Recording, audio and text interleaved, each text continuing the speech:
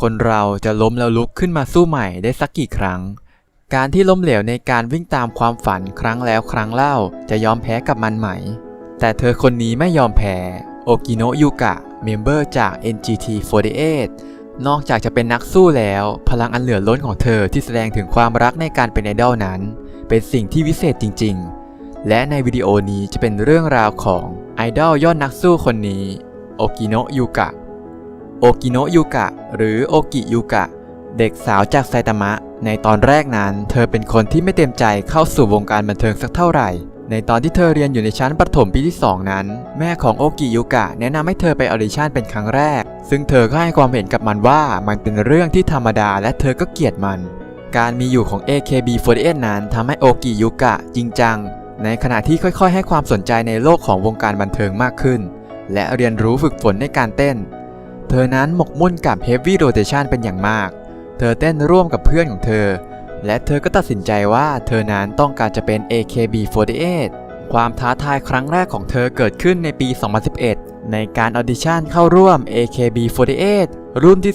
13 แต่ว่าเธอนั้นไม่ผ่านในรอบการคัดกรองเอกสารจึงตกรอบไปในระหว่างนั้นโนกิซากะ46ได้เปิดการออดิชั่นซึ่งโอกิยูกะก็ได้เข้าร่วมแต่ก็ไม่ผ่านทั้งการออดิชั่นรุ่นที่1และรุ่นที่2โดยในปี 2012 โอกิยูกะก็ได้เข้าร่วม AKB48 อีกครั้งในส่วนของรุ่นที่ 14แต่ในครั้งนี้เธอตกรอบในการคัดเลือกรอบสุดท้ายซึ่งตั้งแต่ปี 2011 นั้นโอกิยูกะอยู่ใน Awake Active Academy เป็นไอดอลกรุ๊ปที่มีชื่อว่า Showgirl ซึ่งหลังจากนั้นในปี 2012 นี้เองเธอก็ได้เข้าร่วมการออดิชั่น Awake Idol Audition 2012 สำหรับ Idol Street รุ่นที่ 3 เธอผ่านการคัดเลือกในส่วนของโตเกียวแต่สุดท้ายเธอก็ตกรอบไปในการคัดเลือกรอบสุดท้ายและต่อมาในปี 2013 อีกครั้งหนึ่งของโอกิยูกะที่พยายามจะเข้าร่วม AKB48 ในการออดิชั่น AKB48 รุ่นที่ 15 ในตอนนั้นโอกิยูกะได้เป็น Tentative Kenkyusei แต่ก็ไม่ได้รับเลื่อนให้เป็น Kenkyusei ทำให้ตกรอบไปอีกตามเคยแต่ว่ามันมีผลดีอย่างหนึ่งเมื่อพ่อของโอกิยูกะที่เป็นคนที่ต่อต้านการเข้าวงการบันเทิงเริ่มเข้าใจเธอมากขึ้นเรื่อยๆและก็ได้เริ่มสนับสนุนเธอเส้นทางการออดิชั่นของเธอยังไม่จบเมื่อปี 2014 AKB48 มีโปรเจกต์การก่อตั้งทีม 8 และโอกิยูกะก็ได้เข้าร่วมออดิชั่นเพื่อที่จะเป็นตัวแทนของจังหวัดไซตามะแต่สุดท้ายก็เป็นอีกครั้งที่เธอนั้นตกรอบแต่ทว่าในเดือนกันยายนของปี 2014 นี้เองโอกิยูกะก็ได้ผ่านการออดิชั่นไบโตะ AKB เข้าสู่การเป็นเมมเบอร์พาร์ทไทม์ของ AKB48 โดยเธอก็ให้เหตุผลสำหรับการเป็นไบโตะ AKB ว่าเธออยากที่จะเป็น AKB48 มานานแล้วเธอนั้นรักการร้องเพลงและการเต้นอนาคตเธอก็อยากจะเป็นศิลปินที่ได้ทั้งร้องและเต้นเธออยากจะเป็นเหมือนกับโยโกยามะยุยและแม่ของเธอก็แนะนำเธอเช่นกันเมื่อเธอเห็นโฆษณาของไบโตะ AKB เธอก็คิดว่ามันเป็นเวลาที่เหมาะสมแล้วโดยในเดือนพฤศจิกายนโอกิยูกะได้แสดงเป็นแบ็คแดนเซอร์ร่วมกับเมมเบอร์ไบโตะ AKB อีก 5 คนในสเตจทีม A ของ AKB48 เรไนคินชิโจเรและในช่วงท้ายปีจากปัญหาสุขภาพของชิมาสกิฮารุกะและคาวาเอรินะในการซ้อมงานข่าวแดงนั้นจึงได้เลือกเมมเบอร์จากไบโตะ AKB เข้าแทนซึ่งโอกิยูกะนั้นก็ได้รับโอกาสและประสบการณ์ในสเตจซ้อมของ AKB ร่วมกับวาตานาเบะมายุและเมมเบอร์คนอื่นๆโดยในปี 2015 ในเดือนกุมภาพันธ์นั้นหลังจากการทำกิจกรรมมาเป็นเวลา 4 เดือนไบโตะ AKB ก็ได้มีสเตจเป็นของตัวเองเป็นครั้งแรกครั้งเดียวและครั้งสุดท้ายในไบโตะ AKB สุเตกินะโอโมอิเดโออาริกาโตโคเอ็นโดยโอกิยูกะก็ได้กล่าวขอบคุณสำหรับไบโตะ AKB มันเป็นความทรงจำที่ยอดเยี่ยมของเธอซึ่งหลังจากหมดสัญญากับทางไบโตะ AKB ในเดือนมีนาคมโอกิยูกะก็ได้เข้าร่วมการออดิชั่น AKB48 Group Draft Kaigi 2015 ซึ่งเป็นการเฟ้นหา Draft Member ครั้งที่ 2 ของ AKB48 การที่เธอนั้นเคยเป็นไบโตะ AKB ทำให้เธอได้รับการพิจารณาเป็นพิเศษโอกิยูกะจึงผ่านมาถึงรอบคัดกรองรอบที่ 3 โดยเธอนั้นจะได้แนะนำตัวเองให้แฟนๆได้รู้จักผ่านวิดีโอซึ่งโอกิยูกะก็ได้แสดงให้เห็นถึงพลังงานที่เต็มเปี่ยมและความสดใสร่าเริงในวิดีโอแนะนำตัวของเธอต่อมานั้นเธอต้องเลือกเพลงของ AKB48 เพื่อนำมาแสดงต่อหน้าครูสอนเต้นก่อนที่การดราฟจะเกิดขึ้นจริงและโอกิยูกะก็เลือกเพลงโชนิจิเพื่อเข้ารับการทดสอบ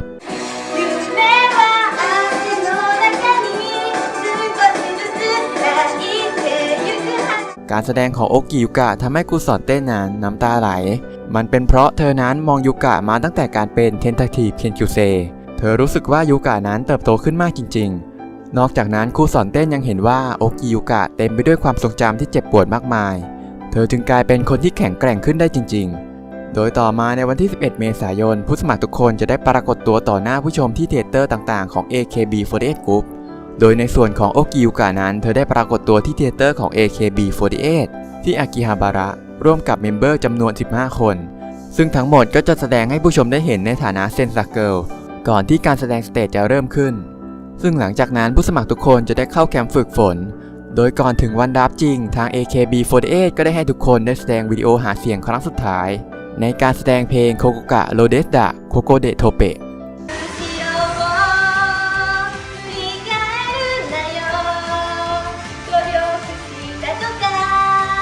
ซึ่งในวันที่ 10 พฤษภาคมนั้นก็ถึงวันดับจริงวันที่ผู้สมัครทุกคนจะได้แสดงให้เหล่าบรรดากัปตันและลีดเดอร์ให้เห็นถึงศักยภาพของตนซึ่งในรอบแรกการแสดงของทุกคนจะได้แสดงเพลงไอตากาตะและปาติกะฮาจิมารุโยะ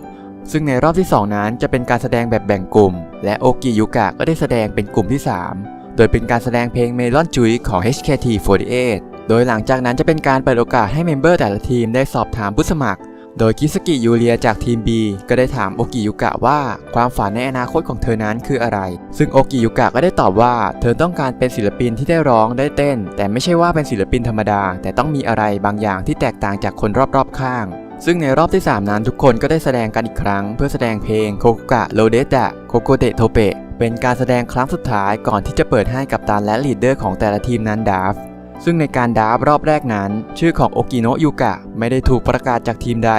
จนมาในรอบที่ 2ชื่อของโอกิโนะยุกะเด็กสาววัย 16 ปีจากไซตามะก็ได้ถูกเรียกขึ้นโดยการเลือกของ NGT48 ที่มีคิตาฮาราริเอะเป็นกัปตันทันทีที่โดนเรียกชื่อโอกิยุกะก็ปล่อยโฮอย่างหนักโดยคาชิวากิยุกิผู้ที่เข้าร่วมการดราฟของ NGT48 ก็ให้เหตุผลว่าเธอได้รับรู้ว่าโอกิยุกะนั้นได้เข้าร่วมการคัดเลือกของ AKB48 หลายต่อหลายครั้งแม้จะเป็นถึงเทนทาทีฟเคนคิวเซแล้วแต่ก็ยังตกรอบอีกเธอนั้นเป็นเด็กที่มีเรื่องราวมากมายและตอนนี้ดูเหมือนว่าความพยายามของโอกิยุกะและความปรารถนาในการเป็นไอดอลของเธอจะสำเร็จแล้ว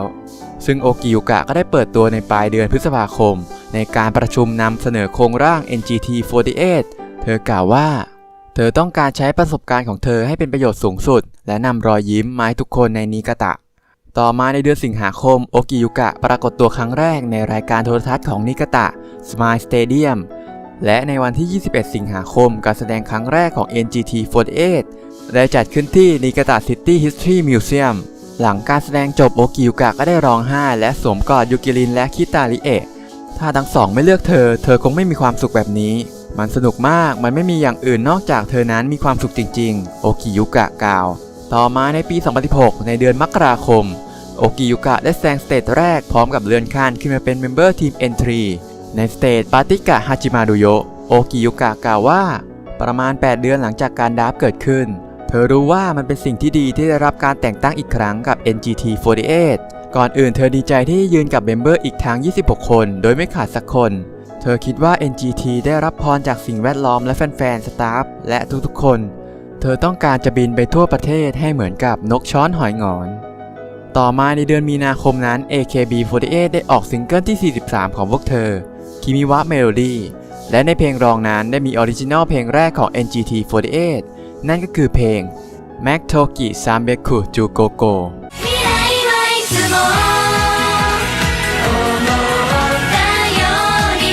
โดยที่ต่อมาในเดือนพฤษภาคมในสเตจทีม N3 ปาติกะฮาชิมารุโยะก่อนจบการแสดงนั้นได้มีจดหมายของอิมามุระเอซุโระผู้จัดการเธียเตอร์ของ NGT48 สู่มือของกัปตันอย่างคิตาฮาราริเอะโดยในจดหมายมีเนื้อหาถึงการแต่งตั้งรองกัปตันทีม N3 เพื่อทำงานร่วมกับคิตาฮาราริเอะโดยคนนั้นก็คือโอกิโนะยุกะโอกิยุกะรู้สึกเซอร์ไพรส์เป็นอย่างมากที่เป็นตัวเองเธอกล่าวว่าเธอนั้นไม่แน่ใจจริงๆและบางทีเธอนั้นก็มีความสามารถที่จะดึงทุกคนไว้ด้วยกันแต่ถ้ากัปตันคิตาริเอะไม่อยู่เธอจะเป็นคนรวบรวมทุกคนไว้ในฐานะที่เธอเป็นรองกัปตันเธอหวังว่า NGT จะยังคงเป็นวงที่ดีต่อไปเธอจะทำมันให้ดีที่สุดในหนังสือเลือกตั้งอิมามุระเอซุโระให้ความเห็นเกี่ยวกับโอกิยุกะว่า พลังที่แสดงออกมาซึ่งได้รับการฝึกฝนในช่วงเวลาการเป็นไบโตะ AKB และดับไคกิทำให้การแสดงของเธอนั้นมีพลังอันล้นเหลือมันคว้าหัวใจของแฟนๆได้จริงๆโดยในเดือนมิถุนายนนั้นการเลือกตั้งครั้งที่ 8 ของ AKB48 โดยเป็นการลงเลือกตั้งครั้งแรกของโอกิยุกะในผลด่วนนั้นเธอได้มาในอันดับที่ 91 แต่พอวันจริงนั้นอันดับของโอกิยุกะได้มาในอันดับที่ 95 อย่างไรก็ตามในการเลือกตั้งครั้งนี้มีผู้ติดอันดับทั้งหมด 80 คนทำให้เธอนั้นหลุดจากอันดับออกไปโดยต่อมาในปี 2017 ที่เดือนมกราคม NGT48 ได้ออกซิงเกิลเดบิวต์ของพวกเธอในชื่อ Seishun Doge โดยที่โอกิยุกะนั้นเป็นหนึ่งใน 16 เมมเบอร์ที่ถูกเลือกให้เป็นเซมบัสึในซิงเกิลนี้โดยในซิงเกิลนี้มีเพลงที่มีชื่อว่าชูซุจินซึ่งโอกิยุกะก็ได้ยืนในตำแหน่งเซนเตอร์ของเพลงนี้อีกด้วย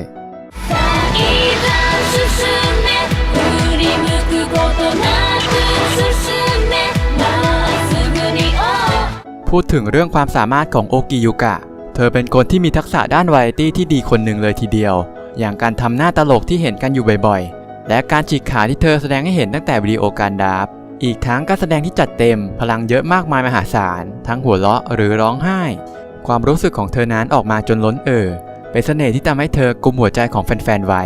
นอกจากนี้เธอยังมีทักษะด้านงานฝีมืออีกด้วยทั้งงานจับมือและงานทูช็อตเธอนั้นได้ตกแต่งเลนของตัวเองตามฤดูกาลหรืออีเวนต์ต่างๆเพื่อแสดงความบันเทิงให้กับแฟนที่มาหาซึ่งนอกจากนั้นแล้วการจับมือแฟนคลับของโอกิยุกะนั้นยังยอดเยี่ยมมากๆเช่นกันเธอนั้นใจดีกับแฟนคลับเรียกได้ว่าโอกิยุกะนั้นปฏิบัติต่อแฟนคลับเป็นดั่งพระเจ้าในงานจับมือโดยในเดือนพฤษภาคมผลด่วนงานเลือกตั้งครั้งที่ 9 ได้ประกาศออกมาซึ่งปรากฏว่าเมมเบอร์ที่ได้ที่ 1 ของผลด่วนนั้นก็คือโอกิโนะยุกะโดยคะแนนมากถึง 55,061 โหวตโอกิยุกะกล่าวว่า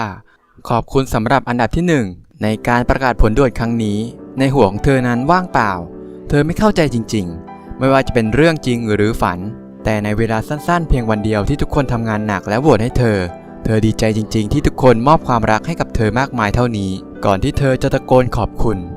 คิตาริเอะที่เห็นอันดับของโอกิยุกะนั้นสูงขึ้นมาขนาดนี้กล่าวว่าแฟนๆนั้นเห็นว่ายุกะจังนั้นทำงานหนักแค่ไหนเมมเบอร์เองก็เห็นด้วยที่เธอนั้นทำหน้าที่อย่างดีที่สุดในงานจับมือซึ่งก็มาถึงในเดือนมิถุนายนการประกาศผลงานเลือกตั้งครั้งที่ 9 ของ AKB48 ซึ่งโอกิยุกะนั้นก็ได้มาในอันดับที่ 5ทำให้เธอกลายเป็นเมมเบอร์ที่ใช้เวลาในการไต่ขึ้นมาถึงคามิเซเว่นเร็วที่สุดโดยใช้เวลาเพียง1 ปี 10 เดือนซึ่งเธอก็ได้กล่าวว่าทุกคนที่โปรดลงคะแนนให้เธอนั้นขอบคุณจริงๆเธอน่ะตั้งแต่ราวๆป.6 ก็ใฝ่ฝันที่จะเข้ามาเป็น AKB48 Group ตลอด 4 ปีนั้นเธอได้เข้าออดิชั่นมาตลอดแต่ก็ไม่เคยผ่านเลยสักครั้งเธอคิดว่าความฝันของเธอจะจบลงเพียงเท่านี้งั้นเหรอและก็เกือบถอดใจยอมแพ้ไปแล้วแต่ในเวลานั้นก็ได้เข้าร่วมกันดับกิตาฮาราริเอะซังคาชิวากิยุกิซัง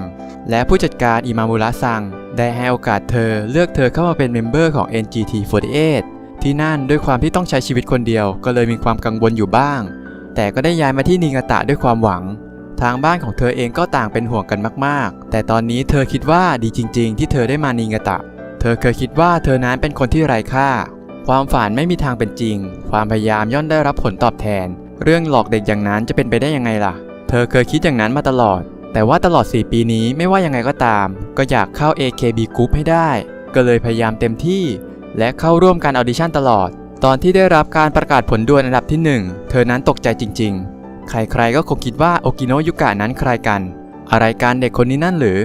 ที่จริงแม้แต่ตัวเธอเองนั้นก็ตกใจมากๆเธอทำให้การเลือกตั้งของ AKB พังไปซะแล้วหรือเปล่าก็คิดแบบนั้นอยู่เหมือนกันแต่ถึงอย่างนั้นเธอก็คิดว่าคงเป็นความรักที่ทุกคนนั้นมอบให้เธอก็เลยรับมันเอาไว้ตอนนี้ได้อยู่ใน AKB Group ที่ใฝ่ฝันอันดับที่วิเศษขนาดนี้ในการเลือกตั้งซึ่งเธอไม่เคยคิดมาก่อนมันเหมือนราวกับความฝันเลยมาถึงตอนนี้คิดว่าดีจริงๆที่ไม่ยอมแพ้ที่เข้าร่วมออดิชั่น AKB Group รวมถึงการที่มีทุกคนคอยสนับสนุนอยู่เคียงข้างเธอมันเป็นเรื่องดีจริงๆเธอเคยถามตาคาฮาชิมินามิซังว่าถ้าพยายามแล้วจะได้รับผลตอบแทนเสมอไปงั้นเหรอแล้วทาคาชิมินามิซังก็ตอบว่าถ้าพยายามแล้วจะได้รับผลตอบแทนหรือเปล่าก็ไม่รู้แต่ถ้าพยายามแล้วความพยายามไม่มีทางไร้ความหมายแล้วทาคามินะซังก็ให้เธอลองพิสูจน์ว่าความพยายามย่อมได้รับผลตอบแทนเธอในตอนนี้สามารถพิสูจน์ได้หรือเปล่าว่าความพยายามย่อมได้รับผลตอบแทน แน่นอนในเป้าหมายที่หวังเอาไว้ย่อมไม่อาจจะไปถึงได้อย่างง่ายดายคงมีผู้ที่เคยเจอประสบการณ์ที่น่าผิดหวังอย่างมากมายกับผู้คนเหล่านั้นแคทเฟสของเธอ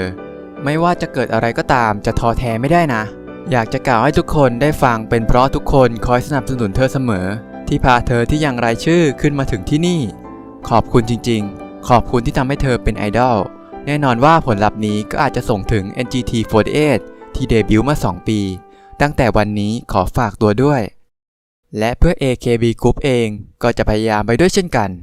อยากจะลองพยายามดูอาจจะเร็วเกินไปที่จะบอกว่าฝากไว้กับเธอได้เลยแต่เธอก็จะพยายามเต็มที่จากนี้ก็จะพยายามได้โปรดให้กำลังใจเธอด้วยการได้อันดับที่ 5 นั้นทำให้โอกิยุกะอยู่ในเซมบัสสึของ AKB48 เป็นครั้งแรกและอยู่ในซิงเกิลที่ 49 ของ AKB48 ในเพลง #Sukinanda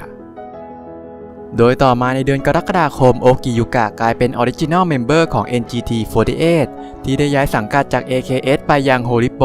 โอกิยุกะกล่าวว่าเธอนั้นประหลาดใจในการประกาศอย่างกระทันหันเธอได้รับโอกาสในการเข้าร่วมโฮริโปซังทันใดที่เธอได้รับโอกาสครั้งใหญ่เธอก็จะพูดว่าเธอจะทำมันให้ดีที่สุดเพื่อที่จะได้เป็นซุปเปอร์โอกิโนยุกะเป็นเพราะแฟนๆทุกคนทำให้เธอได้รับโอกาสนี้เธอจะทำมันให้คุ้มค่าซึ่งในเดือนสิงหาคมนั้นในอีเวนต์ครบรอบ 2 ปีของ NGT48 คิตาฮาราริเอะได้ประกาศจบการศึกษาเมื่อโอกิยุกะได้ยินก็สุดลงไปเมื่อรู้ว่าผู้มีพระคุณของเธอนั้นกำลังเดินออกจาก NGT48 แล้วโดยในเดือนกันยายนได้ประกาศผู้มีรายชื่ออยู่ในเซมบัสสึซิงเกิลที่ 2 ของ NGT48 ซึ่งนอกจากโอกิยุกะจะอยู่ในเซมบัสสึแล้วเธอยังได้รับหน้าที่อยู่ในตำแหน่งเซนเตอร์อีกด้วยโอกิยุกะให้ความเห็นว่า NGT48 ได้ปล่อยซิงเกิลที่ 2เธอนั้นก็ได้รับหน้าที่เป็นเซนเตอร์จริงๆแล้วตอนประกาศเธอยังไม่สามารถแยกแยะความคิดของเธอได้เลยเธอไม่รู้ว่ามันคืออะไรยังไงซิงเกิลที่ 2มันเป็นซิงเกิลที่สำคัญที่ทุกคนรอคอยมานานดังนั้นเธอต้องการทำมันให้ดีที่สุดเพื่อที่จะทำให้ NGT48 ได้เป็นที่รู้จักมากยิ่งขึ้นโดยในซิงเกิลที่ 2 ของ NGT48 ก็ได้วางจำหน่ายในเดือนธันวาคมและมีชื่อว่าเซไควะโดโกมาเดะอาโอโซระนาโนกะ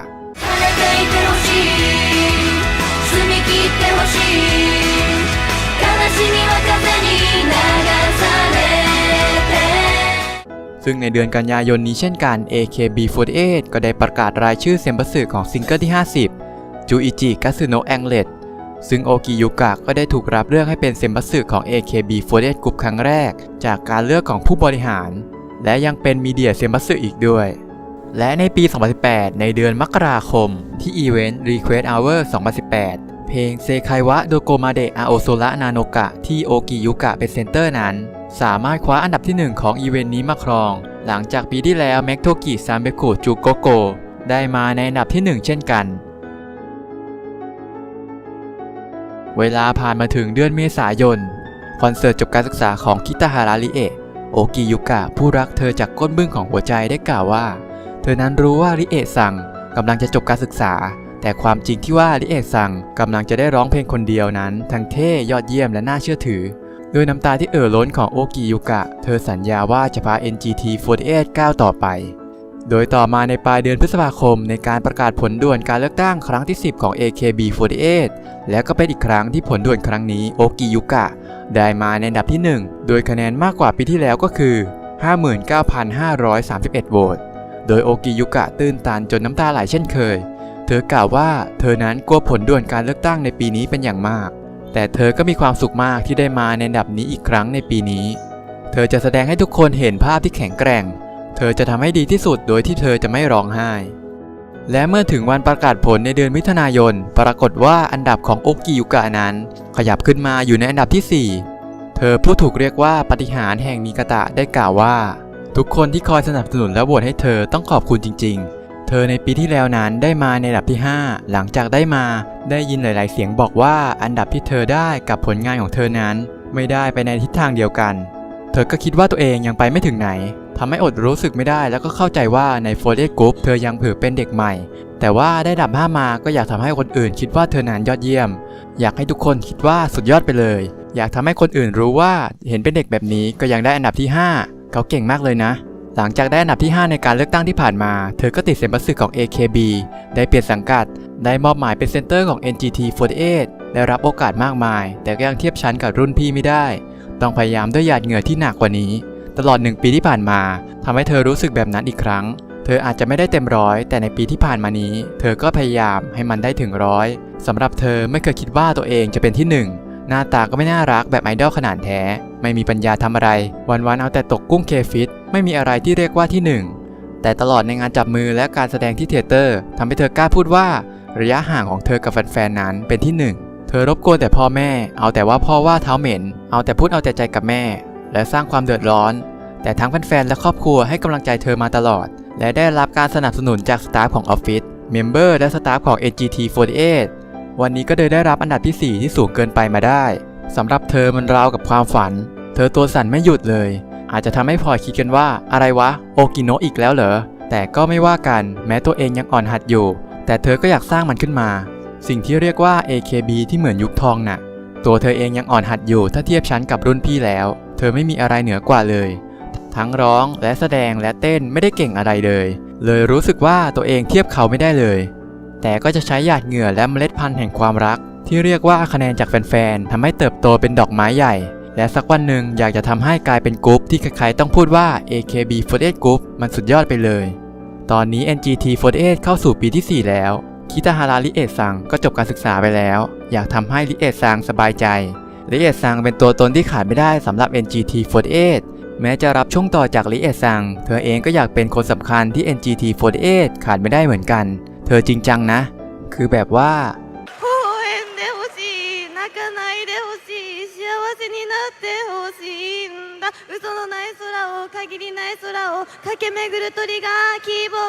เพลงนี้เธอได้เป็นเซนเตอร์เพราะทุกคนท่อนหนึ่งจากเพลงเซไควะโดโกมาเดะอาโอโซระนาโนกะของ NGT48 นกที่บินวนอยู่ตรงนั้นคือความหวังให้เธอพยายามเป็นนกตัวนั้นเพื่อ AKB48 Group ด้วยนะหลังจากนี้จะพยายามให้เต็มที่ให้สมกับอันดับที่ได้รับมา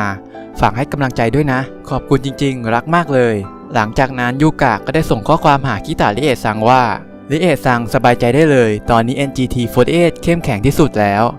ฝากเป็นหน้าที่ของเธอได้สบายใจได้เลย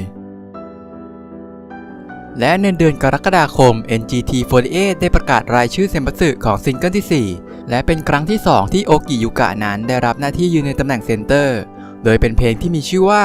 เซไคโนะฮิโตเอะ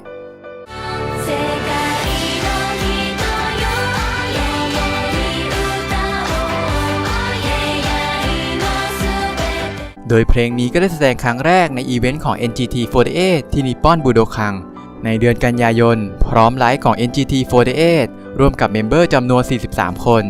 ยูกิรินกล่าวว่าเธอนั้นไม่เคยทำแบบนี้กับ AKB48 ที่บูโดคังมาก่อน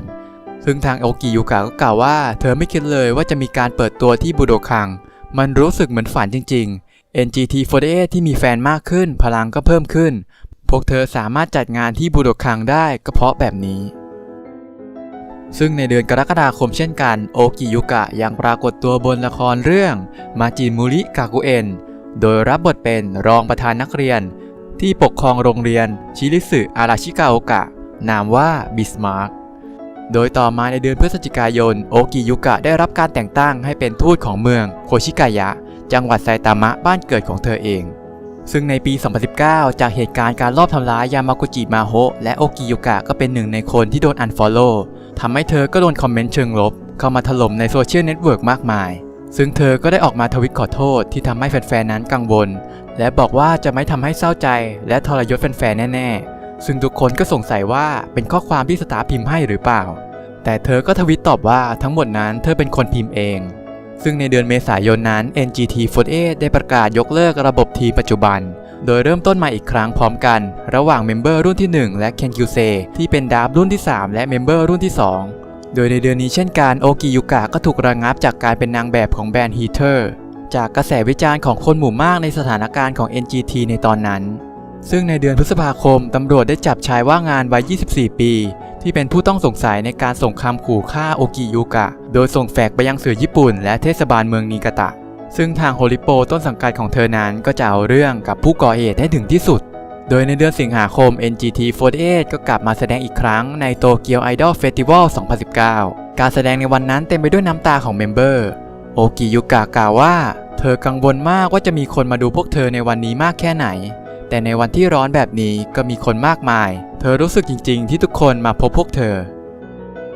โดยต่อมาในปี 2020 NGT48 ก็ได้แสดงคอนเสิร์ตที่โตเกียวโดมซิตี้ฮอลล์โดยเป็นคอนเสิร์ตในรอบ 1 ปี 9 เดือนของพวกเธอโดยโอกิยุกะก็เป็น1 ใน 16 เมมเบอร์ที่ได้ขึ้นแสดงในคอนเสิร์ตนี้เช่นกันและในเดือนกุมภาพันธ์โอกิยุกะยังปรากฏตัวพร้อมกุหลาบขาวและชุดสีเหลืองที่ออกแบบโดยคุณนินากาวะในคอนเซปต์นินากาวะเวิลด์ในงานโตเกียวเกิร์ลคอลเลคชั่น 2020 Spring and Summer พร้อมกับเมมเบอร์ AKB48 กรุ๊ปคนอื่นๆโดยตั้งแต่ซิงเกิลจิวารุเดย์นั้นโอกิยุกะก็ยังไม่ได้กลับมาเป็นเซมบัสสึของ AKB48 และ NGT48 ก็ยังไม่ได้ออกซิงเกิลมา1 ปีกว่าๆแล้วก็อยากให้ทุกคนที่ยังรัก NGT48 เอาใจช่วยเมมเบอร์ด้วยโดยต้องบอกว่าโอกิยุกะนั้นมีสิ่งสำคัญที่สุดสำหรับการเป็นไอดอลก็คือ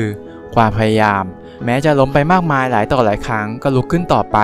เพราะถ้าไม่พยายามอาจจะไม่ได้อะไรเลยความพยายามเท่านั้นที่จะได้รับผลตอบแทนคำพูดของทาคามินะเธอได้เป็น1 ในคนที่พิสูจน์มาแล้วกับไอดอลที่มีพลังอันมหาศาลคนนี้โอกิโนะยุกะ